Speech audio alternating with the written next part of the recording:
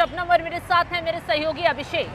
Venezuela पर सख्त कार्रवाई करने के बाद डोनाल्ड ट्रंप ने सीधा रूस को निशाना बनाया है। दरअसल अटलांटिका महासागर में रूस के जहाज को जब्त कर लिया है। अमेरिका की तरफ से वीडियो भी जारी किया गया और ये कहा गया कि ये वेनेजुएला का तेल का जहाज था जिसे रूस ने अपना बनाने की कोशिश की और बेला वन नाम से इसे दिखाया गया और कहा गया कि रूस ने इस जहाज पर अपना दिखाने के लिए अपने देश का झंडा लहरा दिया। हालांकि इस पूरे मामले में रूस की तरफ से कड़ी प्रतिक्रिया सामने आई है और सवाल उठ रहे हैं कि क्या अब वेनेजुएला के निशाने के बाद अब अमेरिका के निशाने पर सीधा रशिया है, यानी कि पुतिन है। क्या डोनाल्ड ट्रंप अब जो मादुरो के साथ किया वो पुतिन के साथ भी करने वाले हैं? अभिषेक, जिस तरीके से खबर आई कि डोनाल्ड ट्रंप ने रूस के एक बड़े तेल जहाज को कब्जे में ले लिया, यानी जब्त कर लिया, काफी दिन तक उसका पीछा किया गया और अब खबर ये आई कि वेनेजुएला का वो जहाज था, रूस ने अपना बनाने की कोशिश की, इसलिए डोनाल्ड ट्रंप की तरफ से ये कार्रवाई की गई। क्या डोनाल्ड ट्रंप ये बहाना बना रहे हैं या फिर रूस के खिलाफ सीधा अटैक शुरू कर दिया उन्होंने? नहीं, देखिए, जब संप्रभुता को चुनौती मिलती है या फिर कहें कि आपका एक अधिकार अगर कहीं होता है उसे चुनौती मिलती है तो फिर दिक्कतें आती हैं। देखिए, यूरोपियन यूनियन की अगर बात, इसमें खास बात पता है क्या आपको? इस खबर में खास बात यह है कि अमेरिका का साथ इस जब्त करने में जहाज को ब्रिटेन ने साथ दिया है। बिल्कुल। और ब्रिटेन की इतनी औकात है नहीं कि वो रशिया के साथ सीधा टक्कर ले ले, बल्कि पूरे यूरोपियन यूनियन की इतनी औकात नहीं है कि वो रशिया के साथ टक्कर ले ले। ब्रिटेन ने साथ यहाँ क्यों दिया, इसे समझने के लिए आपको थोड़ा सा डेटा खंगालना होगा और जब डेटा आप खंगालेंगे तो आपको पता चलेगा कि यूरोपियन यूनियन की जो हिस्सेदारी है, जो जहाज़ तेल ढोते हैं, जो जहाज़ सामान ढोते हैं, माल ढोते हैं, उसमें अगर 100 जहाज़ पानी में चल रहे हैं तो 40 जहाज़ अकेले किसके हैं? यूरोपियन यूनियन के। ब्रिटेन पहले यूरोपियन यूनियन का हिस्सा हुआ करता था, लेकिन एक वक्त आया फिर उसने अपने आप को यूरोपियन यूनियन से बाहर निकाल दिया।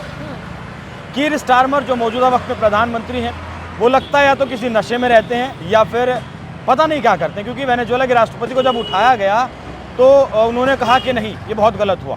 अगले दिन आके कहते हैं नहीं, हम अमेरिका के साथ हैं। फिर जब ग्रीनलैंड लेने की बात करते हैं अमेरिका, फिर वो कहते हैं कि नहीं, अमेरिका गलत कर रहा है, हम अमेरिका की खिलाफत इस मामले में करेंगे। वो ब्रिटेन साथ देता है अमेरिका का रूस का जहाज जब्त करने में। अब इस जहाज की कहानी समझिए। ये जहाज का नाम बेला वन था। ये पहले वाकई में वेनेजुएला का जहाज था और वेनेजुएला का ही तेल ढोया करता था, लेकिन बाद में इसका रजिस्ट्रेशन रूसी झंडे के तले हुआ और रूसी झंडे के तले होने के बाद इसका नाम मनेरो शायद रखा गया, मनेरो करके कुछ इसका नाम रखा गया। हालांकि ये आम बात है।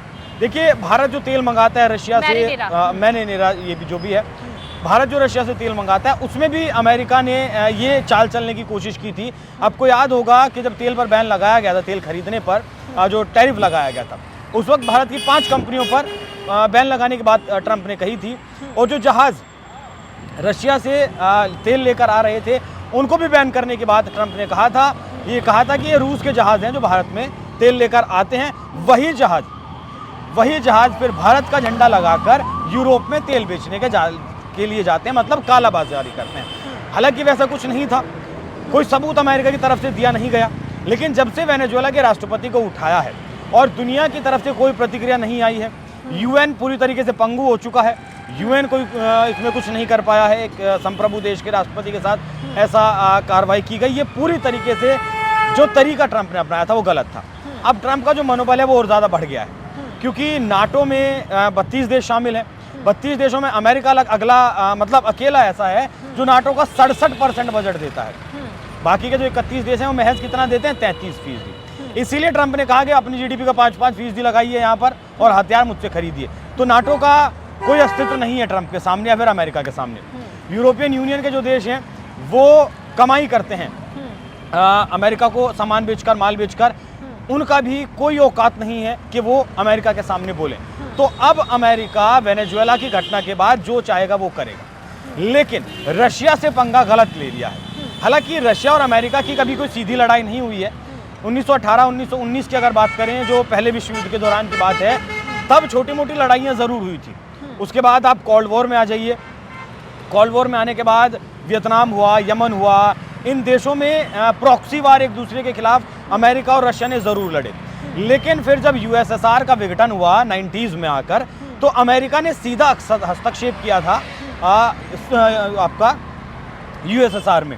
यूएसएसआर में उसका विघटन हुआ, फिर रशिया अलग बना और बाकी देश वो अलग बने, तब से ये दुश्मनी लगातार चलती आ रही है। लेकिन हथियारों के जखीरे की अगर बात करें तो जितने परमाणु हथियार किसके पास है, अमेरिका के पास है, उससे ज्यादा परमाणु हथियार रशिया के पास है। टैंकरों की संख्या रशिया के पास ज्यादा है, अमेरिका के पास कम है। फाइटर जेट अमेरिका के पास ज्यादा है, रशिया के पास कम है। देखिए, अमेरिका एक सुपर पावर है, $30 ट्रिलियन की अर्थव्यवस्था है और हथियारों के मामले में रशिया बहुत आगे है, लेकिन अमेरिका की बराबरी नहीं कर सकता अगर सीधे युद्ध की बात करें।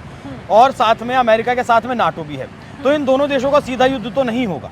लेकिन जो जहाज कैप्चर किया गया, आपने जो बताया जहाज जो कैप्चर किया गया और उसका जो बाकायदा वीडियो रिलीज किया गया, वो अब संदेश दिया गया है सीधा पुतिन को कि अब तुम्हारी भी कोई औकात हमारे सामने रह नहीं गई है। क्योंकि सीरिया आपने जैसा कहा कि पुतिन को औकात दिखाते हुए ये बात कही गई कि आपकी कोई औकात नहीं रह गई, दूसरी तरफ पुतिन की तरफ से भी कहा गया है कि उसके जो चालक हैं, अगर उनके साथ आपने कुछ गलत काम किया तो अंजाम खतरनाक आपको भुगतना पड़ जाएगा। लेकिन कहीं ना कहीं ये डोनाल्ड ट्रंप को नजर आ रहा था कि रूस और यूक्रेन का जो युद्ध चल रहा है उसमें काफी बार पुतिन के जरिए डोनाल्ड ट्रंप की बेइज्जती कर दी गई। तो उन्होंने वेनेजुएला पर जो कार्रवाई की, उसके बाद भारत, रूस और चीन को जो धमकी देते नजर आए, कहीं ना कहीं डोनाल्ड ट्रंप ने ये दिखाने की कोशिश नहीं की कि जो वेनेजुएला का हाल हुआ है आने वाले वक्त में तुम्हारा भी हो सकता है, तुम लोग उनकी मांगों को मान लो या उनके आगे झुक जाओ। नहीं, वो तो संभव नहीं है, लेकिन ये एक बहुत बड़ी कॉन्स्पिरेसी थी। देखिए, 4 साल से रशिया को युद्ध में खींच कर रखना का क्या मतलब था? रशिया के जो रिसोर्सेज थे उन्हें ड्रेन करना था। उन्हें ड्रेन किया तो क्या हुआ? आपका सीरिया में बशर अल असद की सरकार थी, वो रशिया समर्थित सरकार थी। वहाँ से जब यूक्रेन युद्ध में रशिया गया और उसके सारे रिसोर्सेज ड्रेन हो गए, तब क्या हुआ? अमेरिका ने अपनी समर्थित सरकार वहाँ बना दी, बशर अल असद को भागना पड़ा। ईरान में आइए, ईरान में जो खमनेई है वो किसके समर्थित हैं? वो रूस के समर्थित हैं। जितना हथियार, गोला बारूद या ड्रोन हैं भारी मात्रा में ईरान सप्लाई कर रहा है रशिया को, उसके बदले में सपोर्ट मिलता है। अब ईरान को धमकी कहाँ से मिली? अमेरिका से मिली। मतलब पहले सीरिया से रशिया का वर्चस्व खत्म किया, ईरान से खत्म किया जाएगा। और जो वेनेजुएला की बात है, वेनेजुएला भी किसका समर्थित हुआ करता था? रशिया का समर्थित हुआ करता था। वहाँ से भी जो रशिया की दावेदारी थी, जो प्रभुत्व था वेनेजुएला में, वो भी खत्म कर दिया। मतलब यूक्रेन के साथ युद्ध में उलझाकर अमेरिका ने रूस को उसका जितने देशों में प्रभुत्व था या फिर जिन देशों से समर्थन उसे मिलता था, जिन देशों के वो साथ था, वो सारे देश कहीं कि एक झटके में अमेरिका ने खत्म कर दिए हैं। और रूस का जो प्रभाव है वो पूरी तरीके से खत्म करने का काम अमेरिका ने कर दिया है। रही बात जैसा मादुरो के साथ हुआ वैसा पुतिन के साथ होना संभव नहीं है, क्योंकि अगर वैसा हुआ फिर तो मतलब मरने और मारने की बात आ जाएगी। रशिया के पास कुछ खोने के लिए नहीं बचेगा। ये दुनिया तीसरे विश्व युद्ध में भी जा सकती है और एक बार फिर से 45 के बाद हालांकि परमाणु हमला नहीं देखा है, उसके बाद ये दुनिया परमाणु हमला भी देख सकती है। मुझे नहीं लगता कि बेवकूफ़ तो ट्रंप हैं, इतने बड़े बेवकूफ़ बनेंगे। अभिषेक, आपने ये कहा कि पुतिन के साथ डोनाल्ड ट्रंप ऐसा नहीं कर पाएंगे, लेकिन एक सवाल यहाँ ये खड़ा होता है, जिस तरीके से अमेरिका ने ईरान को निशाना बनाया, रशिया को निशाना बना रहे हैं, वेनेजुएला को निशाना बना रहे हैं, तो जो देश डोनाल्ड ट्रंप की नीतियों से परेशान है, डोनाल्ड ट्रंप के खिलाफ खड़े हो रहे हैं, क्या वो मिलकर कहें तो ईरान, रूस और वेनेजुएला और बाकी और देश क्या डोनाल्ड ट्रंप के साथ मिलकर लड़ेंगे? क्या खुलकर डोनाल्ड ट्रंप के साथ खिलाफ खड़े होंगे? देखिए, प्रॉक्सीज वॉर हो सकती हैं। ईरान में अमेरिका और रशिया भिड़ सकता है, वेनेजुएला में अमेरिका और रशिया भिड़ सकता है। लेकिन जैसा कि मैंने आपको बताया 1918 और 19 के बाद कोई सीधी लड़ाई नहीं हुई है, तो इन दोनों देशों के बीच सीधी लड़ाई तो होगी नहीं। अगर रशिया को लड़ना है अमेरिका के साथ तो चीन का समर्थन उसे चाहिए होगा, और चीन को फिलहाल नंबर 1 बनना है। चीन किसी भी तरीके की लड़ाई में नहीं जाएगा। आपने देखा होगा कि वेनेजुएला के मामले में भी या फिर ईरान के मामले में भी कोई मतलब बहुत ज़्यादा प्रतिक्रिया नहीं आई है चीन की तरफ से भी। तो सारे देश मिलकर लड़ें, मुझे ऐसा संभव नहीं लगता है, क्योंकि एक तरीके से कहें कि अमेरिका के सामने सब फूके हुए कारतूस हैं और देशों के सामने इनकी जो है दादागिरी या फिर कहें कि प्रभुत्व या फिर जो इनके पास रिसोर्सेज हैं वो चल सकते हैं, लेकिन अमेरिका के साथ नहीं चल सकते। रशिया का रक्षा बजट, जो डिफेंस बजट है, वो $100 बिलियन है और अमेरिका का पता है आपको कितना है?